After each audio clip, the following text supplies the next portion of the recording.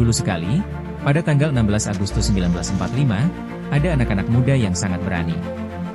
Mereka ingin Indonesia merdeka. Jadi, mereka mengajak Pak Soekarno dan Pak Hatta pergi ke sebuah tempat bernama Rengas Dengklok. Mereka bilang, ayo, kita umumkan kemerdekaan sekarang juga. Sementara itu, di Jakarta, ada Pak Ahmad Soebarjo dan Pak Sayuti Melik yang juga tidak sabar. Mereka semua punya satu mimpi, Indonesia bebas. Malam harinya, Pak Soekarno dan Pak Hatta kembali ke Jakarta. Mereka pergi ke rumah seorang jenderal Jepang yang baik hati bernama Maeda. Di sana, mereka bertiga, yaitu Pak Soekarno, Pak Hatta, dan Pak Ahmad Soebarjo, mulai menulis kata-kata penting. Kata-kata ini akan menjadi janji kemerdekaan untuk kita semua.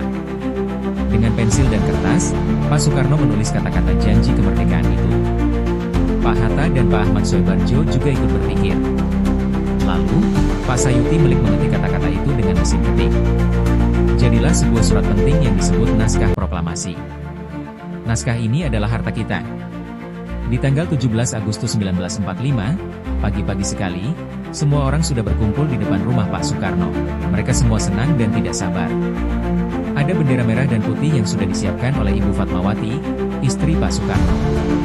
Tiang benderanya juga sudah berdiri tegak.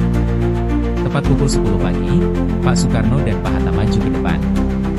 Dengan suara yang jelas dan berani, Pak Soekarno membaca janji kemerdekaan itu. Kami bangsa Indonesia dengan ini menjatakan kemerdekaan Indonesia. Semua orang diam mendengarkan. Wah, ini dia. Indonesia akhirnya merdeka. Setelah Pak Soekarno selesai membaca, Pak Latif Hendraningrat dan Pak S. Suhud mengibarkan bendera merah putih. Pelan-pelan, bendera kita naik ke atas tiang. Lalu, semua orang menyanyikan lagu Indonesia Raya dengan semangat.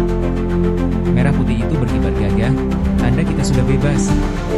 Kabar gembira ini cepat sekali menyebar ke seluruh Indonesia. Dari radio, dari telepon, semua orang tahu Indonesia sudah merdeka.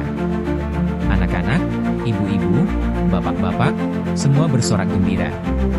Tapi, perjuangan belum selesai. Kita harus menjaga kemerdekaan ini.